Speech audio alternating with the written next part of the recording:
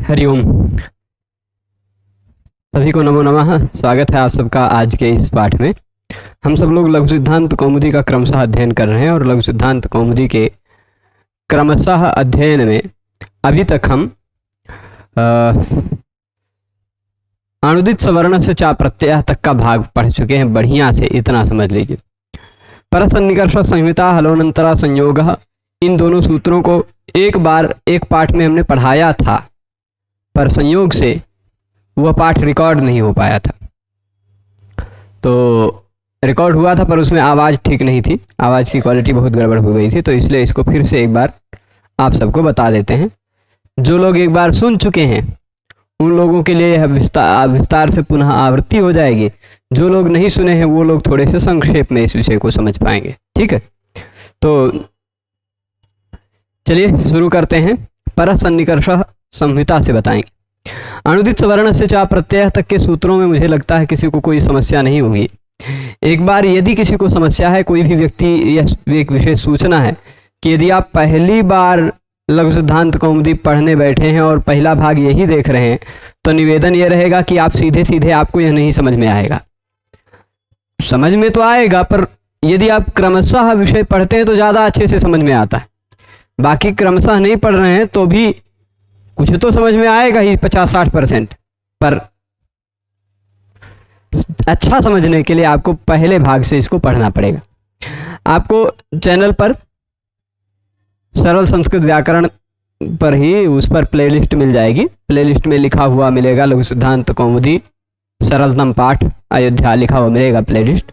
उसमें देखेंगे तो सीरियल से सभी वीडियो उपलब्ध हैं, सीरियल से उसको देख सकते हैं। ठीक है, तो चलिए आते हैं हम आज विषय पे, परः सन्निकर्षः संहिता पर। ठीक है, विषय क्या है? परः सन्निकर्षः संहिता। पर क्या होता है? पहली बात, पर मतलब अब कुछ लोग पूर्व और पर वाला पर समझने लगेंगे, पूर्व और पर वाला पर समझने लगेंगे। क्या वह पर है यहाँ, अथवा एक पर होता है जो क्या कहते हैं, इसके पर में, ये पूर्व में है ये पर में है, वो वाला पर होता है। और पर पश्चिम दिशा को भी कहा गया है, पर यहाँ पर का मतलब कुछ और है। पर मतलब अत्यधिक है ना। पर का मतलब क्या है? अत्यधिक, अत्यधिक सन्निकर्ष, अत्यधिक सन्निकटता को ही हम क्या कहते हैं? संहिता कहते हैं। किसकी अत्यधिक सन्निकटता, किसकी अत्यधिक समीपता को हम, सन्निकट मतलब होना, मतलब समीप होना। कौन ऐसा है जो अत्यधिक समीप हो गया है तो हम उसको संहिता कह सकते हैं। वो कौन है? कौन है? किसे हम संहिता कहेंगे? क्या यहाँ किसकी बात चल रही है? गाय भैंस की तो बात चल नहीं रही है। व्याकरण शास्त्र है, शब्द शास्त्र, तो यहाँ शब्दों की बात चलेगी। और शब्दों के भी मूल में वर्ण है। ठीक, शब्दों के मूल में क्या है? वर्ण है। शब्दों की संहिता होने पर वर्ण बनते, शब्दों वर्णों की संहिता होने पर शब्द बनते। उल्टा बोल गए हम, है ना। वर्णों की संहिता होने पर क्या बनते हैं? शब्द। ठीक है, तो अब ये जो वर्णों की संहिता होती है ये क्या होती है, किसे संहिता कहते हैं? चलिए मान लीजिए एक शब्द है, यहाँ एक वर्ण है, यहाँ अ, दूसरा वर्ण है यहाँ र, तीसरा वर्ण है यहाँ उ, अपने नमोए लिख रहे हैं, चौथा वर्ण है यहाँ न, पांचवा है अ, या विसर्ग भी लिख लीजिए। ठीक, ये क्या लिखा है?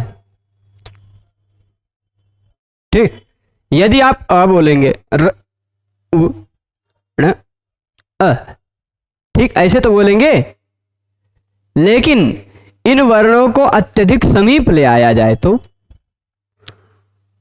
इन वर्णों को अत्यधिक समीप ले आया जाए तो इन्हीं की हो जाती है संहिता। तो बन क्या जाएगा? ऐसा बन जाएगा, अ यहाँ है, उसी के तुरंत बाद र, फिर उसी में जुड़ गया उ, फिर आ गया अणा, और फिर विसर्ग उसी में जुड़ गया अरुणा। ठीक है, ये हो गया संहिता। किसकी संहिता? अ, र, उ, ण, अ, इन पांचों वर्णों की संहिता। ठीक, ये पांचों वर्ण अत्यधिक समीप में आ गए, नहीं तो इसे बोलते रहते अ, र, उ, ण, अ। कौन समझता क्या बोल गए? कोई नहीं समझता ना। समझ में कब आता है? जब हम वर्णों के समूह को संहिता में करके बोले, एक साथ करके बोले, अत्यधिक सन्निकट लाकर बोले, है ना, है कि नहीं? नहीं, हम परासन्निकर्ष संहिता को ही पढ़ा रहे होते आपको और कहते प, फिर बोलते अ, फिर थोड़ी देर बाद बोलते र, फिर बोलते अ। ठीक, तो क्या समझते आप?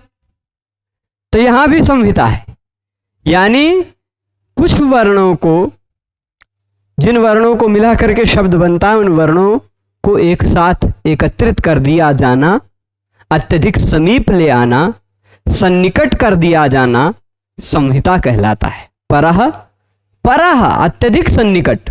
ठीक, अत्यधिक सन्निकट मतलब अब आ रहा परह सन्निकर्ष कैसा होता है? तो इसको जब हमने पिछली बार पढ़ाया था, रिकॉर्डिंग नहीं हो पाया था, तब बताया था स्वभाव सिद्ध अर्धमात्रा। देखिए, हम कुछ भी बोलते हैं, कुछ भी बोलते हैं, तो क और उ बोलने के बीच में कुछ भी, कभी कभी क्या होता है, दो वर्णों के बीच में स्वभावतः थोड़ा सांस लेने के चक्कर चलते, या उन दोनों वर्णों में थोड़ा सा अंतर रहे, ऐसा बताने के लिए, ऐसा जताने के लिए कभी कभी स्वभावतः हम एकदम से वर्णों को सटा कर नहीं बोल पाते, कभी कभी, है ना, तो वहां पर गलती नहीं है।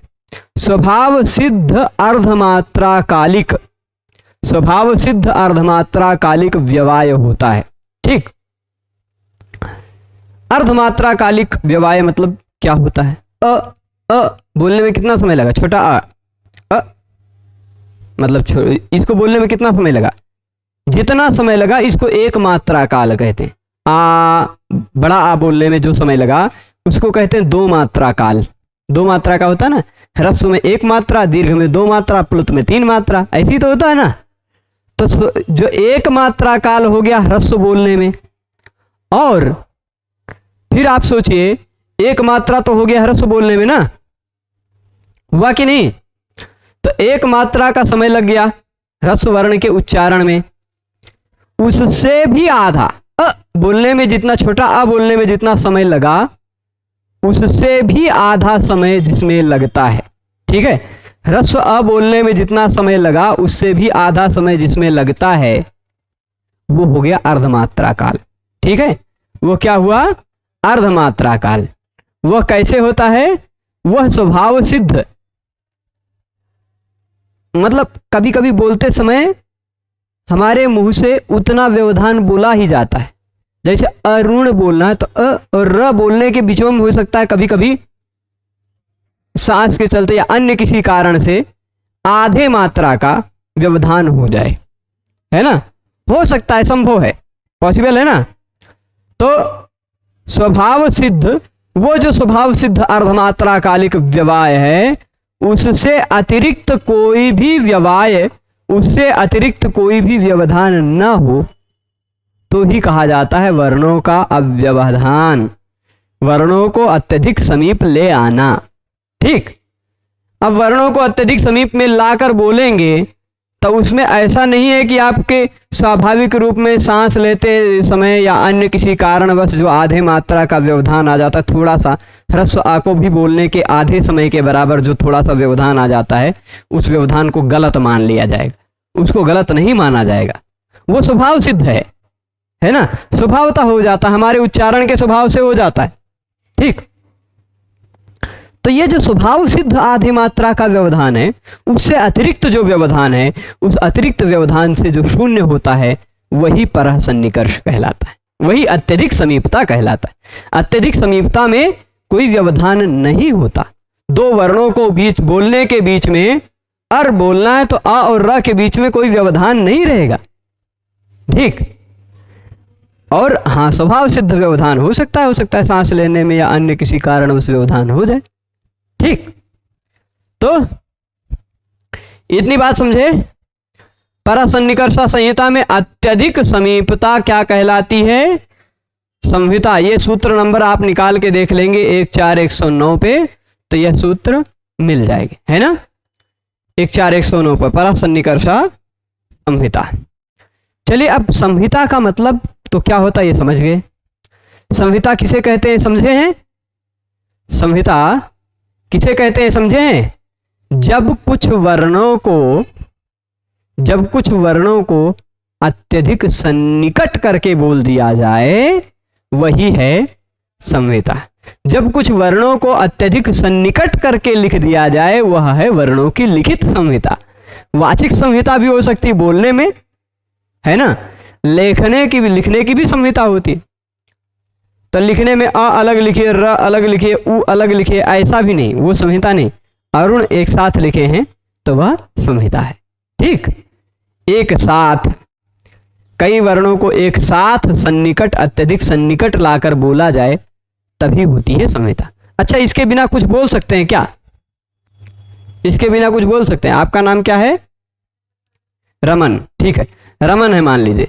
तो इस रमन में 6 अक्षर है ना। आप खाली ऐसे बोलते र, अ, म, अ, ऐसे बोलते कोई समझता?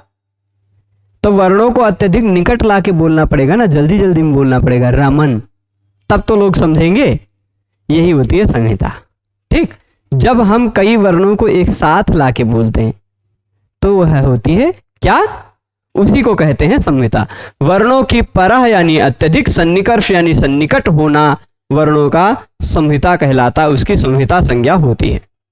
अब कहिए भाई ये तो हमें पता था, संहिता क्या होता है ये तो पता था। ठीक, कैसे पता था? तो कई लोक व्यवहार से बहुत पहले से ये प्रचलित है, इसलिए भाष्यकार ने यद्यपि इसका खंडन किया, इस सूत्र का प्रत्याख्यान कर दिया कि इस सूत्र की जरूरत नहीं थी, क्योंकि हम लोक व्यवहार से ही संयोग और संहिता जानते हैं, तो इसके लिए अलग से सूत्र बनाने की आवश्यकता नहीं थी, ऐसा भाष्यकार ने, भगवान पतंजलि ने कहा है। पर फिर भी यदि सूत्र है तो सूत्र के जितने अन्य व्याख्याकार हैं उन अन्य व्याख्याकारों के हिसाब से लघु सिद्धांत कौमुदी के आधार पर हम लोग क्या करते हैं, इसको पढ़ते हैं। यदि तो क्या लिखा है? वर्णानाम, वर्णानाम वर्णों की अतिशयितः, अतिशयितः अत्यधिक। ठीक, वर्णों की अत्यधिक सन्निधि, समीपता। सन्निधि होना मतलब समीपता होना। ठीक, जैसे रमन बताया तो र, अ, म, अ, न, अ, ये 6 वर्ण अत्यधिक सन्निधि में रहने लगेंगे एक दूसरे के, तभी तो रमन बनेगा, है ना। तो वह अत्यधिक सन्निधि होता है, इसी की संहिता नाम की एक संज्ञा है। संहिता संज्ञा स्यात्। संहिता संज्ञा किसकी होती है? वर्णों की अत्यधिक समीपता को। ठीक, वर्णानाम अतिशयितः सन्निधि संहिता संज्ञा स्यात्। ठीक है, अब चलिए हलोनंतरा संयोगः, हलोनंतरा संयोग। अच्छा, इसमें संहिता में और बहुत सारी बातें हैं, बहुत सारी बातें छोड़ते नहीं हैं, बता ही देते हैं। खाली संहिता नाम होता है, इस संहिता संज्ञा करने का क्या फायदा? अष्टाध्यायी रखे हैं? पिछली बार पढ़ाया था तो हमने अष्टाध्यायी की काफी सैर कराई थी ना, बहुत सारा सैर कराया था। आप लोग निकाल लेंगे 6.1.72 नंबर का सूत्र, 6ठे अध्याय के पहले पाद का 72 नंबर सूत्र। यहां मैं नंबर लिख देता हूं 6.1.72। ठीक, निकला? कौन सा सूत्र है? अष्टाध्यायी में आपके पास यदि नहीं है तो कोई दिक्कत मत लीजिए, हम लिख दे रहे हैं वो सूत्र कौन सा है। ठीक है, क्या नंबर लिखा है? कौन सा सूत्र है? सूत्र यही है, संहितायाम। ठीक, यही सूत्र है ना, संहितायाम। 6.1.72 मिला? अच्छा, ये संहितायाम पतले अक्षर में लिखा है कि मोटे अक्षर में? मोटे अक्षरों में लिखा है ना, गोपाल दत्त पांडे जी वाली अष्टाध्यायी में। और यदि आप ध्यान से देखें तो मोटे अक्षरों में लिखा है, उसके बाद ये नंबर नहीं लिखा, उसके बाद कोई एक और नंबर लिखा हुआ है, वो नंबर लिखा होगा 157, 58 लिखा है। चलिए कोई बात नहीं, कभी कभी एक आध नंबर इधर उधर हो जाता है। 158 नंबर, ठीक लिखा है। तो यानी कि 6172 से लेके 158 नंबर तक के जितने सूत्र हैं कुल जोड़ लीजिएगा 87, 72 को छोड़ के अगर देखेंगे तो 86 सूत्र हो जाएंगे। 72 को भी ले लेंगे तो फिर 87 सूत्र हो जाएंगे। 86 सूत्र ले लीजिए, ठीक। यानी 86 सूत्रों में जो कोई भी कार्य कहा गया है वह कार्य क्या होगा? संहितायाम होगा। वो कार्य कब होगा? जब संहिता होगी तब होगा, ठीक। देखिए सारे संहिता कब होती है, क्यों होती है? संहिता होती है तो क्या हो सकता है? संहिता जब होती है तो क्या हो सकता है? अब आप सोच लीजिए, इति अपि है, इति है अपि है। हम इति को अलग अपि को अलग बोलें, सांस लेके इति अपि ऐसा बोलें तो क्या इसमें संधि होगी? नहीं होगी। पर यदि हम इसमें संहिता करना चाहें तो ऐसे देखिए, यह है इति और फिर यह है अपि। अब इन दोनों के बीच में हम फिर व्यवधान को कम करना चाहें तो यहाँ जो ई है और यह जो आ है, ये एकदम य जब थोड़ा सा नजदीक लेके आएंगे तो ये य बन जाएगा। ई आ अलग बोल रहे हैं, लेकिन य जब नजदीक लेके आएंगे तभी संधि होगी। यानी संधि कब होती है? जब संहिता होती है तब। संहिता के कारण संधि होती है, ठीक। अब संहिता के कारण संधि होती है, इसका मतलब जहां जहां संधि हुई है वहां वहां तो संहिता होना निश्चित है, पर जहां जहां संहिता है वहां वहां संधि होना अनिवार्य नहीं है, ठीक। क्योंकि संहिता के कारण संधि होती है, संहिता के कारण संधि होती है, पर सभी संहिताओं के कारण थोड़े ना संधि हो जाएगी। आप जैसे अ र उ ण अ, इन वर्णों की संहिता हुई तो अरुण बना, इसमें कोई संधि नहीं है। जब कई वर्णों को एक साथ लाके एकत्रित करके रखा जाता है, एकत्रित करके बोला जाता है तो उसको केवल संहिता कहते हैं। पर संहिता के कारण यदि दो वर्णों में से किसी एक वर्ण के स्थान पर कोई बदलाव हो जाए या दो वर्णों में से दोनों के स्थान पर कोई बदलाव हो जाए तो उसे संधि कहते हैं, ठीक है। जैसे इति अपि ऐसा है। अब इसको जब जोड़ देंगे, इसकी संहिता कर देंगे तो संहिता करने के बाद बन जाएगा इत्यपि, ये हो गई संधि, ठीक। तो जहां जहां संहिता होती है, जहां संसार के प्रत्येक शब्दों में संहिता है, संसार के प्रत्येक शब्दों में संहिता है। अब जैसे रमन में बताया, ऐसे अमन है, ऐसे और बहुत सारे लोग हैं, है ना, रुद्र जी हैं, है कि नहीं? सभी लोग हैं, इनके नामों में संहिता है। अलग अलग खाली बोलने जाए र उ द र अ, ऐसे अलग अलग बोलेंगे तो नहीं काम चलेगा, है ना। तो संसार के प्रत्येक शब्दों में संहिता है और उन्हीं संहिता के कारण जब हम वर्णों को एक साथ बोलते हैं तो कुछ वर्ण ऐसे होते हैं जो दो वर्ण एक साथ आने पे जुड़ जाया करते हैं, है ना। जैसे मैं और लौकिक उदाहरण दे दूं, यदि चावल है, गेहूं है ना, चावल है, गेहूं है, तिल है और फिर जौ है, इत्यादि चीजें 4-5 दाने हैं। एक दाना चावल है, एक दाना जो गेहूं है, एक दाना जौ है, एक दाना सरसों है, एक दाना सब कुछ है, एक एक दाना। उसको अलग अलग रखिए, एक साथ मिला दीजिए तो वो जुड़ के कुछ और थोड़े ना बन जाएंगे, नहीं बनेंगे ना, सब अलग अलग दिखाई पड़ेंगे। पर अब सरसों का तेल है, ठीक, मूंगफली का तेल है और 2-3 प्रकार का तेल है, एक एक बूंद ला के रखिए, फिर निकट कर दीजिए, मिल जाएगा कि नहीं? तो दोनों मिलकर कुछ अलग हो जाता है। दूध है, पानी है, मिला दीजिए, तो जब दोनों मिल जाता है तो वहां अलग अलग करना है ना, थोड़ा मतलब ये जान जाते हैं, जहां थोड़ा अलग किया जा सकता है वो होती है जहां एकदम अलग अलग साफ साफ पहचान में आ रहा है, वो संहिता है। एकदम साफ साफ नहीं पहचान में आ रहा है, जो प्रक्रिया को जानता है, व्याकरण की प्रक्रिया को, उसी के द्वारा जहां पहचान में आ रहा है वहां है संधि। ठीक है कि नहीं? तो अब एक संहितायाम तो यहां बता दिया, दूसरा एक सूत्र बता रहे हैं 6-3-114। निकालिएगा सूत्र नंबर, यहां लिखे 6-3-1-1-4, 6-3-114 मिला है? हैं? वो अभी सूत्र सेम टू सेम है, ये भी है ये भी है, ठीक, सूत्र सेम है 6-3-114 संहितायाम, है ना? और इसमें भी संहितायाम मोटे अक्षर में ही लिखा होगा, और इसमें भी संहितायाम सूत्र की अनुवृत्ति 135 नंबर सूत्र तक जा रही होगी। 135 जा रही है, तो 114 के बाद 21 सूत्र तक,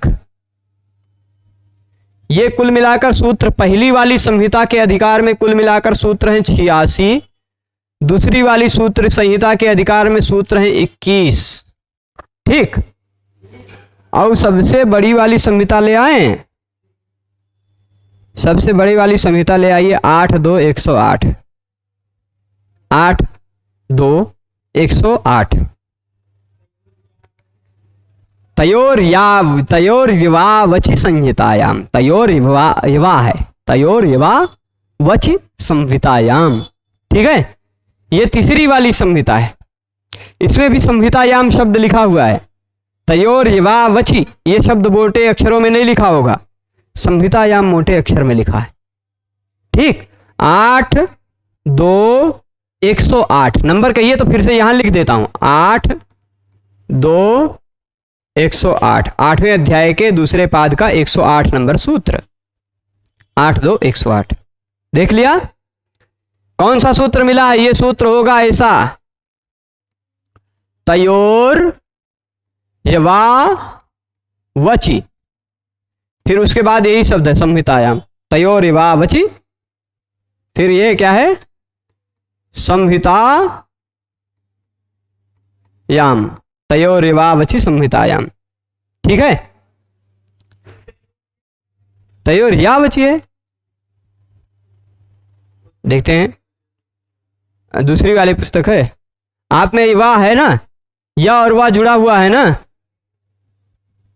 अलग हो ही नहीं सकता, एक खाली यह ही हो ही नहीं सकता है, दोनों होगा, या और वह दोनों होगा। तयोर्यवावचि देख लेते हैं हम भी एक बार फिर से। यहां 1 मिनट आपके संतोष के लिए हम यहां दिखा देते हैं। ठीक है, यहां देखिए, अष्टाध्यायी जी को खोलते हैं और अष्टाध्यायी में यहां पर चले जाते हैं सूत्र पाठ पे, सभी सूत्र आ जाएंगे।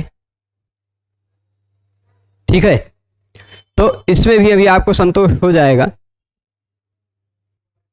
अरे प्रभु कहाँ गए? विवाह है ना, आप खाली यह दिखाई पड़ रहा तो गड़बड़ है। तयोर्यवावचि संहितायाम। ठीक है ना? अब देखिए, एक काम करते हैं, इस संहितायाम को हम कर देते हैं यहां से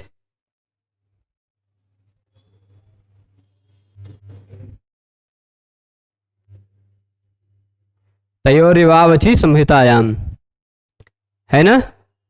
ये सूत्र निकल भी मतवसुरु संबद्धो छंदसी आ गया। एक आते हो भाई, हाँ ये देख लीजिए, तयोर्यवावचि संहितायाम। अरे कॉपी क्यों नहीं हो रहे हैं? कॉपी हो जाते तो फिर हम इनको यहीं सर्च कर लेते। तो ये देखिएगा, नहीं आएगा, तीनों बार की संहितायाम लिखना पड़ेगा, तीनों बार। पर यह संहितायाम जो है ना 3 बार है। बात आप समझ गए होंगे कि संहितायाम कितनी बार है? 3 बार। कब कब? 6, 1 72, 6 3 114, 8 2 108। अब 8 2 108 वाला जो संहितायाम है उस पर आप देखिए, उसके तुरंत बाद नंबर लिखा होगा 8 4 68, यानी अष्टाध्यायी के अंतिम सूत्र तक इस संहितायाम का अधिकार चलेगा। अब देखिए संहिता में क्या क्या काम होते हैं, संहिता हो जाने पर क्या क्या काम हो सकते हैं, वो भगवान पाणिनि जी ने 3 जगह पर विस्तार से बताया। ठीक, पहली बार उन्होंने किस सूत्र से बताया? तो इस केवल संहितायाम सूत्र से बताया। तो सब पहली वाली संहितायाम में 6 2 1 मिनट 6 1 72 से कितने तक? 158 तक, यानी कुल मिलाकर 86 सूत्रों में पहली बार संहिता कही। दूसरी बार संहिता जो कही वो 6 3 114 से 135 तक कही, यानी कुल मिलाकर 21 सूत्रों में संहितायाम कही। फिर 1 मिनट कंफर्म कर लीजिए, अष्टाध्यायी के तीसरे पाद में कुल कितने सूत्र हैं? अष्टाध्यायी के तीसरे पाद में कुल कितने सूत्र हैं? तीसरे पाद में देख लीजिए, अष्टाध्यायी के तीसरे पाद में 100 कितने सूत्र हैं? नंबर पूरी पक्का याद नहीं है, कितने? 8.3, 8वें अध्याय के तीसरे पाद में कुल सूत्र संख्या, मैं वैसे यहां देख सकता हूं 93 सूत्र है ना। ठीक है, 8वें अध्याय के तीसरे पाद में 93 और 8वें अध्याय के चौथे पाद में 68। 93 और 68 कितना हुआ? 93 और 68 जोड़ लेंगे तो हो जाएगा 161। ठीक, 161 सूत्र तीसरी वाली संहिता में कितना है? 8 2 108 से लेकर 8 2 नहीं 8 4 68, 8 4 68 तक जाएगा। कुल मिलाकर 161 सूत्र हैं। ठीक, कुल मिलाकर 161। तो संहिता होने पर क्या क्या काम होगा वो भगवान पाणिनि ने इन 161 और 21 आप जोड़ लीजिए, हो जाएगा 182, और फिर उसमें 86 जोड़ लीजिए तो 8वें अध्याय के तीसरे पाद में कितने सूत्र हैं? 119। 8वें अध्याय के तीसरे पाद में देख रहे हो? तो अभी किसने 93 बताया? पहले अध्याय के तीसरे पाद में देख के बता दिया क्या? हाँ, वही मुझे भी लग रहा है। पहले अध्याय के तीसरे पाद में परस्मैपद प्रकरण वाला 93 नंबर सूत्र पर खत्म हो रहा, लूटी चकले पे। ठीक है, 8वें अध्याय के तीसरे पाद में 119 है, तो 119 और 68 जोड़ लीजिए, 119 और 68 जोड़िए तो हो जाएगा 187। ठीक है, तो ये है 187 सूत्र, और इसमें 21 जोड़ दीजिए तो 208। ठीक, 208 में 86 और जोड़ दीजिए तो कुल मिलाकर हो जाएंगे 294। ठीक है, तो कुल मिलाकर कितना हो जाएंगे? ये 294 सूत्रों में भगवान पाणिनि जी ने बताया है कि जब जब संहिता होगी तब तब ये 294 प्रकार के काम हो सकते हैं। ठीक, जब जब संहिता होगी तब ये 294 प्रकार के सूत्रों से 294 प्रकार के काम किए जा सकते हैं, है ना। संहिता होने पर क्या क्या हो सकती है? संहिता होने पर ज्यादातर बहुत कुछ नहीं होता, जैसे अरुण है, संहिता है, सबके नामों में संहिता है, सभी शब्दों में संहिता है। पर संहिता हो जाने पर जो वर्णों में या जो वर्णों में कुछ बदलाव आ जाता है वो है संधि। वो बदलाव जो आता है, वो जो संधि जो का काम जो होता है, वो इतने सूत्रों में भगवान पाणिनि ने बताया है। ठीक है, इतनी बात स्पष्ट है। तो अब ये जो संहिता है, ये संहिता होती कब है और कब नहीं होती है, ये बात भी हमने पिछले व्याख्यान में जब किया था तो बताया था। संहिता कब होती है और कब नहीं होती है, ये एक बार फिर से हम आपको यहां बता देते हैं। ये प्रभु प्रकट हो जाओ। संहिता कब होती है, कब नहीं होती है? तो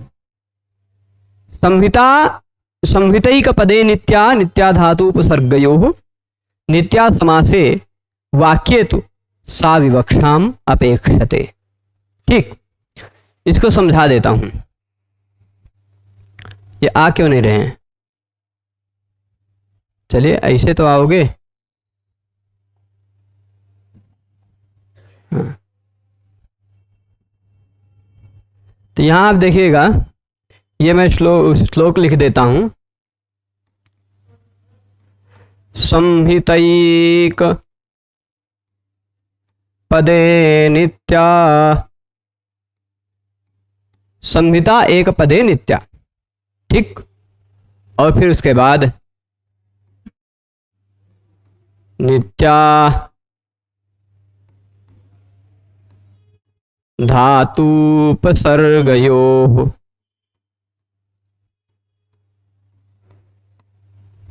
नित्या धातुपसर्गयोः। याद कर लीजिएगा इसको लिख के। और इसको समझते बहुत कम लोग हैं, बहुत मतलब भली भांति नहीं समझते हैं। मैं प्रयास करूंगा कि भली भांति आप समझें। फिर नित्या समासे, ठीक है, ये 3 वाक्य हो गए। फिर है वाक्ये तु सा विवक्षाम अपेक्षते, सा विवक्षाम अपेक्षते। प्रयास किया हूं कि मेरी राइटिंग अब सबको पढ़ने लायक रहे, पर हो सकता है किसी किसी को न समझ में आए, तो गरियाइएगा मत। हाँ, संहितैक पदे नित्या, इसलिए बोल भी रहा हूं। संहितैक पदे नित्या, संहिता मतलब आप ये जो संहिता होती है ना वर्णों की, जैसे मैंने रमन बताया, अरुण बताया, ऐसे बहुत सारे उदाहरण बताए, इन सब में संहिता है कि नहीं? सभी शब्दों में, संसार के सभी शब्दों में संहिता है। तो ये संहिता करना या न करना आपकी इच्छा पर हो सकता है क्या? आप चाहो तो संहिता होगी, आप चाहो तो संहिता ना होगी, ऐसा होता है क्या? ऐसा हो सकता है क्या? नहीं ना। संहिता कब होती है? कहे अगर एक शब्द है तब तो एक शब्द में संहिता नित्य है। यानी अरुण एक शब्द है ना, रमन एक शब्द है, अमन एक शब्द है, रुद्र जी एक शब्द है, ऐसे बहुत सारे शब्द हैं, है ना। इतने शब्द हैं कि एक एक शब्द का पाठ करते करते ब्रह्मा जी नहीं, बृहस्पति जैसे प्रवक्ता को प्रतिपद पाठ करते समय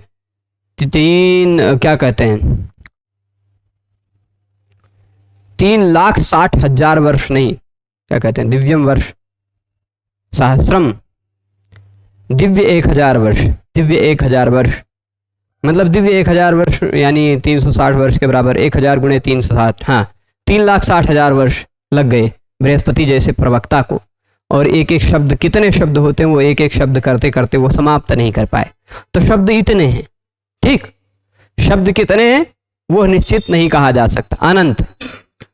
तो उन प्रत्येक शब्दों में अगर एक ही शब्द है तब तो उसमें संहिता क्या होगी? नित्य होगी। जैसे अरुण में आप ऐसे करके नहीं बोल सकते, या ऐसे करके लिख भी नहीं सकते, है ना। यहां संहिता क्या है? नित्य है। नित्य और अनित्य में मतलब क्या होता है? नित्य मतलब वह आपको करना ही पड़ेगा, वह होता ही है, उसका निवारण संभव नहीं है। तो अगर एक शब्द है तो उस शब्द में संहिता नित्य है। और धातु उपसर्ग है तो धातु है, उपसर्ग है, जैसे प्र है, उपसर्ग एक, और उसी के साथ है भवति। तो आप ऐसा अलग अलग करके नहीं कह सकते कि प्र अलग बोल दीजिए फिर भवति अलग बोल दीजिए। धातु और उपसर्ग को एक साथ जोड़कर ही आपको करना पड़ेगा, ठीक। धातु और उपसर्ग में संहिता नित्य होती है। 2 जगह बता दिया ना। एक पदे यानी एक शब्द है तो उसमें संहिता नित्य है, धातु और उपसर्ग है तो उसमें संहिता नित्य है, और समास है तो उसमें भी नित्य है, नित्या समास है। अगर समास हुआ है तो उसमें भी क्या है? संहिता नित्य है, ठीक। जैसे दशरथ से पुत्रः करने पर समास हो गया दशरथ पुत्रः, तो आप दशरथ को अलग पुत्रः को अलग कर दें, ऐसा नहीं चलेगा, ठीक। दशरथ को अलग पुत्र को अलग ऐसा नहीं कर सकते। रघुनाथ, रघु अलग नाथ अलग, ऐसा नहीं कर सकते, ठीक। समास है तो समास में आपको संहिता नित्य करनी पड़ेगी। समास में संहिता होती ही है, ठीक। पर अगर वाक्य है, एक शब्द नहीं है, पूरा वाक्य है, तो वाक्य में फिर संहिता वक्ता की विवक्षा पर अपेक्षित रखती है। वाक्य में जो संहिता है वह कैसे होती है? वह वक्ता की विवक्षा पर निर्भर करता है। मतलब वक्ता चाहे तो दशरथस्य पुत्रः गच्छति ऐसा बोले, चाहे दशरथस्य पुत्रो गच्छति ऐसा संधि करके बोल दे, संहिता करके, ठीक। अथवा पुनः गच्छति चाहे ऐसा बोले, वक्ता की इच्छा पर है। चाहे तो वह पुनः गच्छति ऐसा बोले, चाहे पुनर्गच्छति संहिता करके बोले, ठीक। बोलते समय वह उसकी इच्छा पर निर्भर करता है, पर कब? वाक्य में। एक शब्द है तब तो संधि नित्य होगी, संहिता नित्य होगी। संहिता होगी तो संधि हो सकती है, हो जाए, ठीक।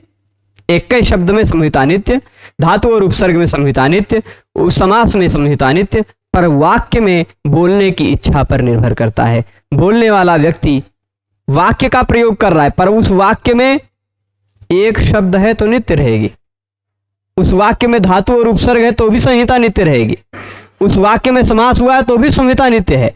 पर एक शब्द धातु उपसर्ग और समास के सिवाय का कोई वाक्य है, ठीक, पुनः है, गच्छति है, अलग अलग है। ये एक शब्द में पुनः में संहिता है, गच्छति में पूरी संहिता है।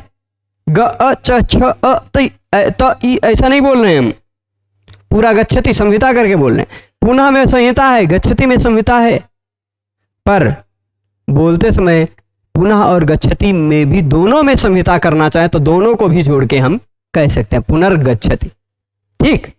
वो बोलने की इच्छा पर निर्भर करता है, ठीक है। तो ये एक बात हो गई। अब इसके बाद संहिता और संधि में भी अंतर आप समझ गए होंगे। संधि सभी शब्दों में हो ऐसा निश्चित नहीं है, पर संहिता सभी शब्दों में है, ठीक। संधि होती है संहिता के कारण, यदि संहिता ना हो तो संधि ही ना हो। वर्णों को एक पास अत्यंत सन्निकट न लेकर आए, वर्णों का परह सन्निकर्ष न करें तो संधि कहां से होगी, है ना। वर्णों को अत्यधिक सन्निकट न लेके आए तो संधि कहां से होगी। तो संधि जो है वह संहिता के कारण होती है, ठीक। संहिता के कारण ही संधि होती है, ठीक है। चलिए फिर से हम आ जाते हैं यहां पर। प्रभु आप दर्शन दीजिए। हाँ, तो ये समझ गए होंगे, वर्णानाम अतिसवितः सन्निधि संहिता संज्ञा स्यात्। वर्णों की अत्यधिक अतिशय समीपता संहिता कहलाती है, ठीक। अब आ जाइए हलोऽनन्तराः संयोगः। हलोऽनन्तराः संयोगः। अच्छा, ये जो है ना संज्ञा प्रकरण पढ़ा देंगे। हम एक ऐसा मन में विचार आया है कि पढ़ें तो व्यवस्थित ढंग से पढ़ें। जितने लोग भी पढ़ने के लिए यहाँ केवल सत्यनारायण कथा की तरह खाली सुनने आते हैं कि सुनेंगे ना पुस्तक देखेंगे ना घर पे जाके एक को बार रिवीजन करेंगे ना एक को बार पढ़ेंगे, ऐसे लोगों का कोई कल्याण नहीं कर सकता। पर जो लोग पढ़ना चाहते हैं उन लोगों से निवेदन है कि घर पे भी एक बार पुस्तक खोल के लाइन बाई लाइन पढ़ लिया करें कि गुरुजी ने जितना समझाया है वो मुझे समझ में आया है कि नहीं आया। नहीं आया है तो अपने से बड़े, आप गुरुकुल में हैं, आपके 700 लोग रह रहे हैं, है ना, तो किसी बड़े से जिनको लगता है कि समझ में आ गया उनसे पूछ लिया कीजिए। वो अगर डांटते नहीं बता पा रहे हैं तो आप हमसे आके पूछ लिया कीजिए, ठीक है। पर पूछ के जितना पढ़ रहे हैं खाली ठेका पूरा करने के लिए नहीं, आप पढ़ रहे हैं तो पूरा समझ कर पढ़ें, बढ़िया से समझ के पढ़ें, ठीक है। इसलिए एक मेरा उद्देश्य ये भी है, प्रयास करूंगा, समय थोड़ा कम मिल पाता है पर प्रयास करूंगा विभिन्न पुस्तकों से संकलन करके। यह जब संज्ञा प्रकरण पूरा होगा तो संज्ञा प्रकरण तक के कहाँ से नत्वा सरस्वतीम देवीम से लेकर के सुप्तिङन्तम पदम तक के सूत्रों पर जितने प्रश्न मैं बना सकूंगा उतने प्रश्नों को लेकर आऊंगा। एक दिन खाली प्रश्नोत्तर। आप सब नहीं प्रश्न पूछते तो क्या हम नहीं पूछ सकते हैं? हम पूछ लेंगे। हम देख तो लेंगे कि कैसा पढ़ाया है हमने, ठीक से पढ़ाया है कि नहीं पढ़ाया है ना। तो प्रश्न कर लेंगे, प्रश्न को अगर आप सबको आता है तो उत्साह से उत्तर देंगे, नहीं आता है तो फिर हम समझा देंगे, ठीक है। पर छोड़ेंगे नहीं किसी को, पूरा समझा के ही छोड़ेंगे, ठीक है। चलिए, तो अब ये देखिए हलो अनंतरा संयोगा में आ जाते हैं। हलो अनंतरा संयोग, हलह अनंतराह, हलह अनंतराह संयोगा। ये तोड़ेंगे तो ऐसे निकलेगा। देखिए पहले इसमें प्रभु लेखनी जी आइए, तो आप ये कभी कभी मजाक करने लग जाते हैं। हाँ, यहाँ देखिएगा कहाँ गए। हाँ, इसको ऐसे लिखिएगा, यहाँ है हलह, ठीक, और फिर है अनंतराह। यही 3 शब्द हैं। जब सूत्र समझना है आपको तो सबसे पहले यही काम करना चाहिए आपको कि सूत्र को तोड़ डालिए, ठीक, और सूत्र में जितने शब्द निकल कर आए सब शब्दों को समझ लीजिए। तो इस सूत्र में कितने शब्द निकल कर आए? हलह अनंतराह संयोग, ठीक, 3 शब्द निकल कर आए। अच्छा, ये बहुत ज़्यादा दूर का सूत्र नहीं है, अष्टाध्यायी में आप पहले ही पेज पे देखेंगे तो मिल जाएगा। पहले अध्याय के पहले पाद का 7वें नंबर का सूत्र है। ये केवल तीसरे नंबर की संज्ञा है। इससे पहले संज्ञा करने वाले सूत्र केवल 2 ही आए हैं, वृद्धिरादेश अधेन गुणः। तीसरी संज्ञा संयोग संज्ञा है, ठीक है कि नहीं। और आप ध्यान से देखेंगे तो ना तो वृद्धिरादेश, न अधेन गुणा, न इको गुण वृद्धि, न धातु लोप आर्ध धातु के, न ही इंगिति च, न दीधि वे विटाम। इन किसी भी सूत्र से किसी भी शब्द की अनुवृत्ति इस सूत्र में नहीं आ रही है, नहीं आ रही है ना। ये पूरा सूत्र अपने आप में पूरा है, ठीक। जिस सूत्र में किसी भी शब्द की अनुवृत्ति नहीं आती है यानी वह सूत्र पूरा वाक्य है, वह अपने आप में पूरा सूत्र है, ठीक। तो अब देखिए हलह अनंतराह संयोग, हलह अनंतराह संयोग। अच्छा, इससे पहले जो आपने संहिता पढ़ी, उस संहिता में और इस संयोग में थोड़ा सा ही अंतर है। संहिता में और संयोग में थोड़ा सा ही अंतर है। वह थोड़ा सा अंतर क्या है? वह अंतर यह है कि संहिता जो है वह कोई भी वर्ण का हो सकता है। संहिता सभी वर्णों का हो सकता है, पर संयोग हलह। हल मतलब क्या है? व्हाट इज हल? हल मतलब हाया वरट के हा से लेके हल सूत्र के ल तक। हाया वर ल यमा गाणा न झभ घढ़ ध जब गड द खप छठ थ चट त कप श ह, ठीक। ये सभी वर्ण है ना, हल, सभी हल है ना। 2 बार ह कहा गया है, 1 बार ना भी बोलेंगे तो भी चल जाएगा। तो कुल 33 जो व्यंजन वर्ण हैं वह 33 व्यंजन वर्ण हल हैं, ठीक। तो अब जैसे देख लीजिए, मैंने उदाहरण दिया था, यह अरुण है एक शब्द, इसमें संहिता है। क्यों? क्योंकि 5 वर्ण अ र उ ण अ। अब अ और ह को, अ और विसर्ग को अलग अलग गिना जाए तो 6 वर्ण, ठीक। अ र उ ण अ और विसर्ग, ये 6 वर्णों की संहिता है। यदि दोनों को अलग अलग गिना जाए तो अगर गिनने तो कोई दिक्कत नहीं, ठीक। तो फिर भी विसर्ग ना रखें तो भी विसर्गमान ना ही रखते हैं, कोई दिक्कत नहीं, मिटा ही देते हैं, खाली अरुण ही रखते हैं, ठीक। तो 5 वर्णों की संहिता है कि नहीं? है अरुण में संहिता है, पर यहां संयोग नहीं। संयोग वहां होता है जहां हल हो। अब आप कहेंगे अरुण में भी तो हल था, र था, ण था, ये सब तो हल है, कहेंगे कि नहीं? पर हम कहेंगे हल होने से काम नहीं चलेगा, अनंतर हल होना चाहिए। अनंतराह हलः संयोग। कैसा हल संयोग होता है? जो अनंतर हो। क्या होता है मतलब अनंतर का? किसे कहते हैं अनंतर? क्या होता है अनंतर? समझेंगे? जिसमें अंतर, यानी कि जिसमें अंतर ना हो वह अनंतर है ना। जिसमें अंतर ना हो वही तो अनंतर है। अब आप कहेंगे अंतर क्या होता है? तो अंतर कहते हैं व्यवधान को। अंतर किसे कहते हैं? व्यवधान को। जैसे अब देख लीजिए, यहां है, इसी में मैं उदाहरण देता हूं। ये हा है एक व्यंजन, है ना, हा एक व्यंजन है कि नहीं, हल में ला भी एक व्यंजन है, ये हल है कि नहीं दोनों, हा भी हल है ला भी हल है, पर इन दोनों के बीच में आप ध्यान देखेंगे तो हा के बाद में आ छिपा हुआ है, वो बीच में अंतर आ गया है, व्यवधान आ गया है। अंतर मतलब व्यवधान। अगर व्यवधान आ गया है तो वो संयोग नहीं है, अनंतर हल की संयोग संज्ञा हो रही है। अनंतर यानी ऐसे हल जिनके बीच में कोई व्यवधान न आए, ऐसे हल जिनके बीच में कोई व्यवधान न आए। अब आप सोचेंगे कैसे व्यवधान नहीं आएगा, क्या होगा, किस चीज का व्यवधान आ सकता है हलों के बीच में। हल हैं अगर ढेर सारे, तो उस ढेर सारे हल के बीच में किसका व्यवधान आ सकता है, हल का व्यवधान आएगा क्या हल में, हल में खुद हल का तो व्यवधान आएगा नहीं, है ना। जस्ट एक मिनट,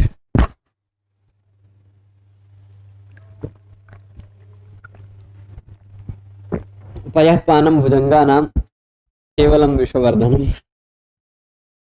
कभी कभी गला एकदम से सूखने लग रहा था। तो मैं बोल रहा था कि अंतर मतलब होता है व्यवधान। जो व्यवधान आएगा वो व्यवधान किसका आएगा, स्वर का आएगा ना। व्यंजनों के बीच में व्यवधान आएगा तो स्वर का आएगा ना। अब यहाँ सारे पुरुष सारे बैठे हैं, व्यवधान कब आएगा, कोई पुरुष आ गया बीच में तो व्यवधान आ जाएगा क्या, नहीं। कोई महिला आ गई तो व्यवधान आ जाएगा। यानी व्यवधान हमेशा विजातीय वर्णों का होता है, विजातीय चीज का होता है। तो हल वर्णों के बीच में व्यवधान आएगा अगर, किसका आएगा, किसका आएगा व्यवधान, स्वर वर्ण का आएगा। ठीक, तो अनंतर का मतलब क्या है, ऐसे हल वर्ण जिसमें स्वर वर्णों का अंतर यानी कि व्यवधान न पड़ता हो, वो हल वर्ण अनंतर हल वर्ण संयोग कहलाते हैं। ऐसे हल वर्णों की, ऐसे अनंतर हल वर्णों की संयोग संज्ञा होती है। ठीक है, संयोग क्या हुआ, जब ढेर सारे हल, दो या दो से ज्यादा हल एक साथ आ जाएं। जैसे यहां ही देख लीजिए, ज दिखाई पड़ रहा है आपको, ठीक, उसी तुरंत बाद भ दिखाई पड़ रहा है, ठीक, ज भ, फिर आप कहेंगे उसी तुरंत बाद रेफ र दिखाई पड़ रहा है, नहीं, आ नहीं आएगा, ई है, ई की मात्रा है, ज भ के बाद ई है, ज्भी, अज्भी, ठीक, ज और भ के बाद है ई, भले पहले से मात्रा चढ़ जाती है, भले ही, है ना। आप जैसे लिखिए, क्या लिखिए, ये क्या लिखा है, की लिखा है ना। कोई ऐसा बिल्कुल मत समझ लेना कि यहाँ ई पहले है का बाद में है। ई पहले होता का बाद में होता तो आप इक बोलते, की नहीं बोलते, है ना। आप की बोल रहे हैं, की में का पहलवा बोल रहे हैं, ई बदियम बोल रहे हैं, है ना। तो लिखने के तरीके पे मत जाइएगा कि पहले ई है बदियम का है, ठीक। वास्तविकता क्या है, पहले का है बाद में ई है, ठीक। इतनी बात स्पष्ट है। तो यहां ज और भ के तुरंत बाद में ई है, भी, पर ज और भ के बीच में कोनो व्यंजन वर्ण, कोनो स्वर वर्ण का व्यवधान है क्या, नहीं है ना। ज और भ के बीच में किसी व्यंजन वर्ण का, किसी स्वर वर्ण का व्यवधान नहीं है। तो इन दोनों वर्णों को क्या कहा जाएगा, इन दोनों को हल, अनंतर हल है, इसलिए इन दोनों की संयोग संज्ञा हो जाएगी। ठीक है, हो जाएगी, ज और भ का संयोग है। ऐसा क्या कह सकते हैं हम कि यहां देखो इसमें ज और भ का संयोग है। अच्छा थोड़ा सा और देखिए, अब इसी के तुरंत बाद भ और र का संयोग है क्या, नहीं है, क्योंकि भ और र के बीच में ई आ जा रहा है। चलिए ठीक है, कोई बात नहीं। र और व का संयोग है क्या, क्योंकि र के तुरंत बाद आ जा रहा है, र व्यवहित। र और व का भी संयोग नहीं है, पर इसमें व और य का संयोग है, क्योंकि व और य के बीच में कोई भी स्वर वर्ण नहीं है। व्य ये व और य का संयोग है। ठीक, तो जहां दो या दो से ज्यादा व्यंजन वर्ण एक साथ आ जाएं वहां पर होता है संयोग। ठीक है, क्या आ जाए? दो या दो से ज्यादा व्यंजन वर्ण एक साथ आ जाएं तो। जैसे उदाहरण देते हैं हम आपको, लेखनी जी कूद रही हैं।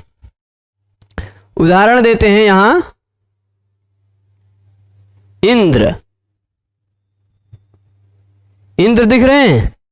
इनका नंबर लेना पड़ता है बहुत सम्मान से, नहीं तो ऋषि आ जाएंगे ज्यादा बरसाने लग जाएंगे, है ना। चलिए, यहां आप देख रहे होंगे कितने वर्ण हैं? ई है, न है, द है, र है, अ है। इंद्र तभी तो बना है। अब आप इसमें ध्यान से देखें तो देख पा रहे होंगे ये न, द, र, इन तीन वर्णों के बीच में कोई भी स्वर वर्ण नहीं है। यानी इन तीन व्यंजन वर्णों की कौन सी संज्ञा हो गई? केवल न की संयोग संज्ञा नहीं होगी, केवल द की नहीं होगी, केवल र की नहीं होगी, तीनों की होगी।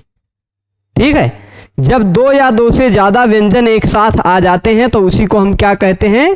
संयोग। अच्छा, मेरी नजर में अभी तक मैंने जितना साहित्य पढ़ा है, ठीक, जितना साहित्य पढ़ा है या जितने ग्रंथों को पढ़ा है, उसमें अब तक सबसे बड़ा संयोग वाला उदाहरण मुझे जो मिला है वो मैं यहां लिख देता हूं। वह उदाहरण है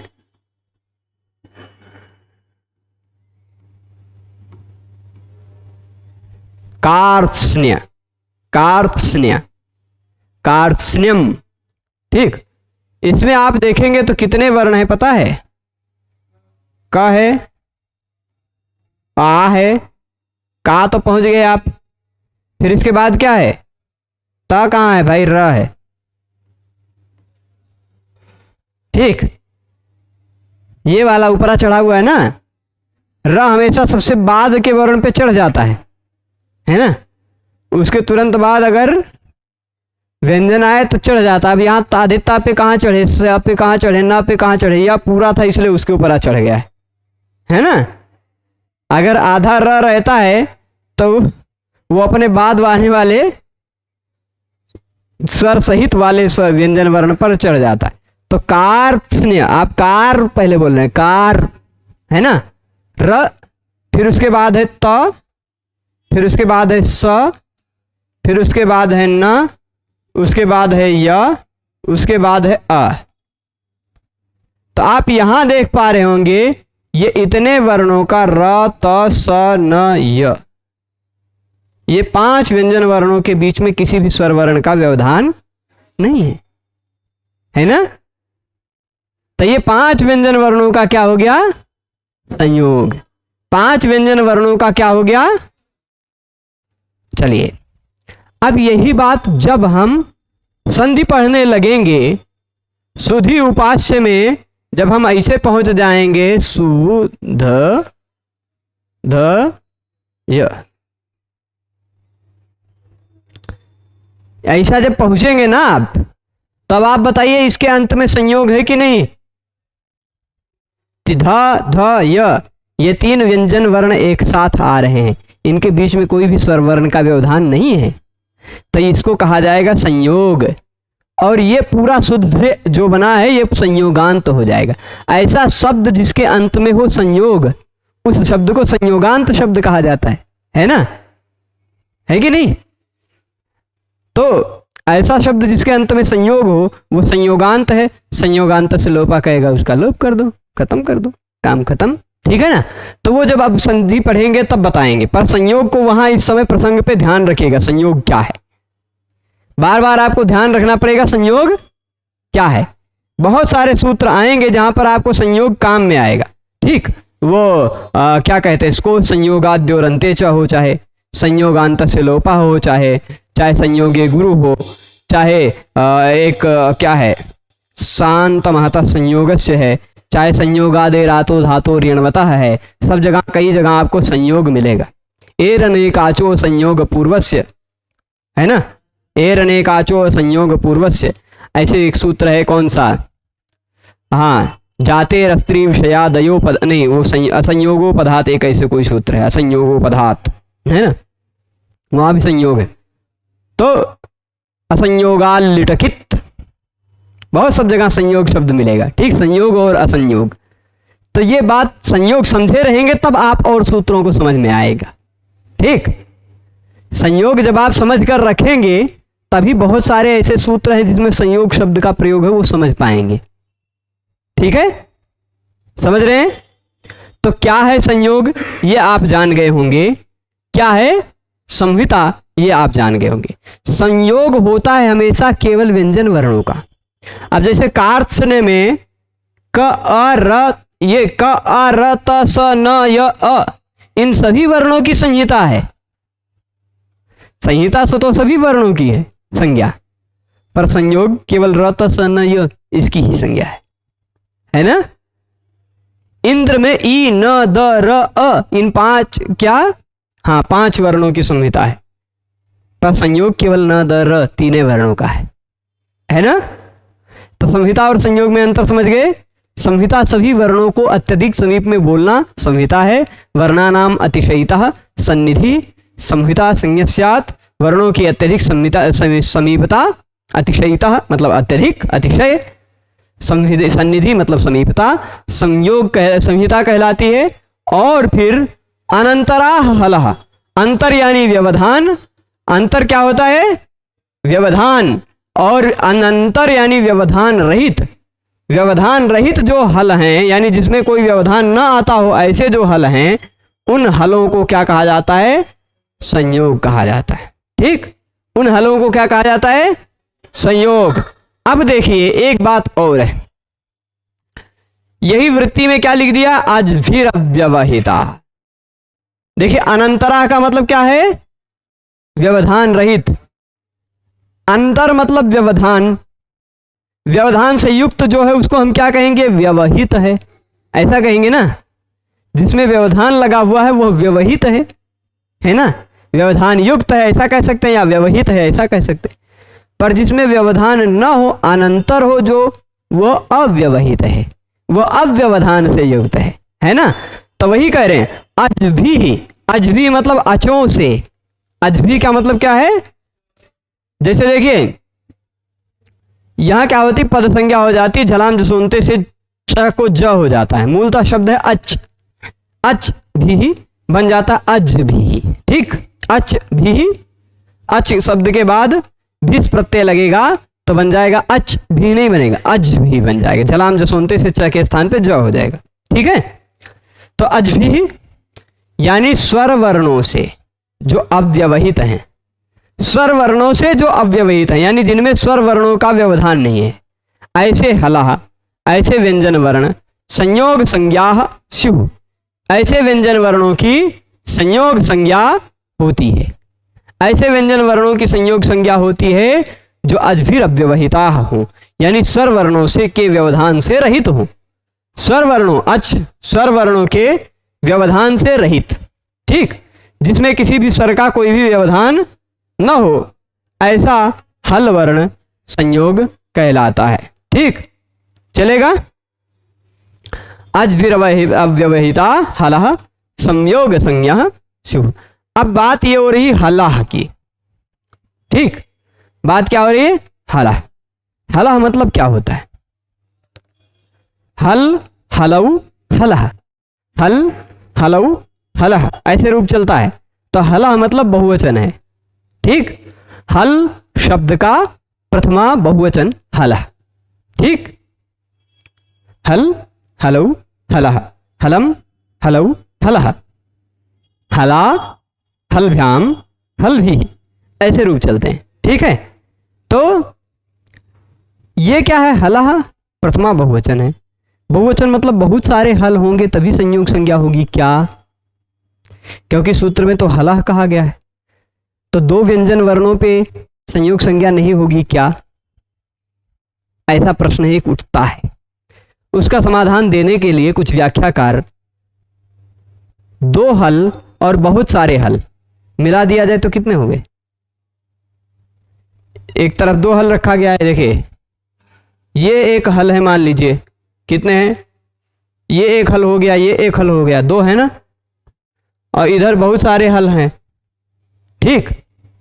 चारों रख लीजिए, मान लीजिए बहुत सारे हल हो गए, इनको मिला दिया गया तब वो तो बहुत ही सारे बचे, तब भी तो बहुवचन ही है ना। दो और बहुत मिलाइए तब वो बहुत है कि नहीं। तो वैसे ही हलौच, हलौच, हलश्च, इन दोनों का जब समास होगा तो एक शेष बच जाएगा, एक शेष होने पर हलह बन जाएगा। ठीक, हलह, हलौच, हलश्च, ऐसा जब वो होगा समास होगा, हलऊ द्विवचन वाला, हलह बहुवचन वाला, इन दोनों का समास होगा तो हल और हल बचेगा, विभक्तियां तो गायब होंगी, द्विवचन और बहुवचन, और फिर स्वरूपाणाम एक शेष एक विभक्तौ। इस नियम के आधार पर दोनों हलों में से, दो हल में से केवल एक का हल बचेगा और वो बहुवचन में प्रयोग हो जाएगा। ठीक, तो यहाँ हलह जो शब्द है, उस हलह शब्द से ही दो हल और बहुत सारे हल सभी अर्थ लिए जा सकते हैं। ठीक, तो दो हल भी अगर व्यवधान से रहित हो तो भी उनकी संयोग संज्ञा होगी, और अनेक हल भी यदि व्यवधान से रहित हो तो भी उनकी संयोग संज्ञा होगी। ठीक, उसी तरह अव्यवहितौच, अव्यवहिताश्च इति अव्यवहिता ही बनेगा। ठीक, द्विवचन और बहुवचन जोड़ देंगे तो बहुवचन ही रहता है। ठीक है, तो अचो के व्यवधान से रहित जो हल हैं उनकी संयोग संज्ञा होगी, वो दो हल हों चाहे बहुत सारे हल हों। ठीक है, इतनी बात सभी समझे हैं। तो अब इसके बाद जो अंतिम सूत्र बचता है सुप्तिङन्तम पदम, उस सूत्र को हम कल के व्याख्यान में देखेंगे, खाली सरलता से समझ लेंगे और फिर कुछ प्रश्न उत्तर आप सबको करवाएंगे। तब तक बहुत दिन की छुट्टी मना लिए आप सब, अब कुछ काम ये करना है आप सबको कि जितना है नत्वा सरस्वतीं देवीं से शुरुआत करके पारायण कर लीजिएगा। नत्वा सरस्वतीं देवीं शुद्धां गुण्यां करोम्य हम पाणिनीय प्रवेशाय लघु सिद्धांत कौमुदी, ऐसे शुरू कीजिएगा। फिर आप अपने मन में सोचिएगा नत्वा मतलब नमस्कार करके, सरस्वतीं देवी मतलब सरस्वती देवी को, एक एक शब्द का अर्थ सोचिएगा। अगर कोई भी ऐसा शब्द है जिस शब्द का अर्थ आपको नहीं ध्यान में आ रहा है तो क्या करेंगे आप, क्या करेंगे, अपनी किताबिया में पेंसिल से वही शब्दवा के नीचे इसे टिक कर लीजिएगा कि इतना हमें नहीं समझ में आया, और फिर किसी अपने बड़े लोग से पूछ लीजिए, समझ में आ जाएगा पूरा। समझना है, आपका मेन लक्ष्य होना चाहिए समझना, मेन उद्देश्य क्या होना चाहिए, पूरा किसी ना किसी तरह से समझना है। क्योंकि आप सब घर से क्या करने आए हो, यहाँ पढ़ने, और पढ़ना मतलब रट लेना नहीं, पढ़ना मतलब समझ लेना है। ठीक है, रटी हुई चीजें आप भूल जाओगे, समझी हुई चीजें नहीं भूलोगे, तो समझ लेना है। ठीक है, प्रयास कीजिएगा कल तक इसको इतना होमवर्क करके आना आप सबको, लाइन बाय लाइन 2-3 बार पढ़ना है, 2-3 बार, एक बार नहीं कि एक बार पढ़ लिया ठेका पूरा कर दिया, गुरुजी ने कह दिया मतलब पढ़ लेना है, बस इसे 2-3 बार पढ़िएगा। हो सकता है एक आध बार में हल्के में आप चूक जाएं, हो सकता है आपको अर्थ ना पता हो फिर भी उसको छोड़ के चले जाएं, दोबारा पढ़ेंगे तो हो सकता है आपके मन में फिर कोनो प्रश्न बन जाए। जितना भी प्रश्न बनेगा उसको टिक कर लीजिएगा, कल पूछ लीजिएगा। ठीक है, और कल विस्तार से उस पर चर्चा होगी, संज्ञा प्रकरण पूरा संपन्न करना है कल। ठीक है, और प्रयास होगा, परसों रविवार है, कल क्या होगी, सुप्तिङन्तम पदम सूत्र को बताएंगे और आप सबके पूरे संज्ञा प्रकरण के सभी प्रश्नों का समाधान देंगे। ठीक है, और परसों हम आप सबसे प्रश्न पूछेंगे रविवार को। ठीक, पूरे संज्ञा प्रकरण के नत्वा सरस्वतीं देवीं से लेकर के जितने शब्द प्रश्न बन सकते हैं, मैं जितना बना पाऊंगा उतने प्रश्न बनाकर लेके आऊंगा आप सबके लिए, और वो प्रश्न मैं पूछूंगा। ठीक है, चलेगा। तो आज के इस व्याख्यान को यही रोकते हैं, सभी लोग पूरे व्याख्यान में जुड़े रहे, उसके लिए सभी को बहुत बहुत धन्यवाद। जो लोग यहाँ प्रत्यक्ष नहीं परोक्ष रूप से YouTube के माध्यम से इस व्याख्यान को देखते हैं, इसकी रिकॉर्डिंग को भी देखते हैं, उन लोगों से भी आग्रह है कि इसी तरह नियमित होकर पढ़ें। और जो भी मित्र आपके हैं व्याकरण पढ़ना चाहते हैं, बहुत हैं, लाखों की संख्या में है जो व्याकरण पढ़ना चाहते हैं, ऐसे प्रत्येक मित्र तक इस वीडियो की जो प्लेलिस्ट है वो पहुंचाएं। क्यों पहुंचाएं? और उससे आग्रह करें कि यदि व्याकरण पढ़ना है तो सीरियल से पढ़ें, क्रमशः पढ़ें। अभी थोड़ा सा प्रतीक्षा करेंगे, आप सब व्याकरण को एकदम से हलवा बनाने के लिए और बहुत सारे उपाय सोचे जा रहे हैं, किए जा रहे हैं। आप सबके लिए लघु सिद्धांत कौमुदी जी बहुत ज़्यादा फेमस हो गए, इसलिए इनको भाव देना पड़ रहा है, इसलिए इनको पढ़ा रहे हैं। ठीक है। बाकी काशिका शुरू करेंगे तब व्याकरण कितना सरल है वो आप समझ पाएंगे। काशिका भी शुरू करेंगे, ठीक है, तो चलेगा। पर इतना जितना पढ़ते जा रहे हैं समझते जाएं, क्योंकि आपको भविष्य में यही पढ़ाना पड़ेगा, ज़्यादातर जगह कोर्स में यही मिलेगा, ठीक है, चलेगा। तो सभी को बहुत बहुत धन्यवाद। नमो नमः। कल पुनः मिलेंगे।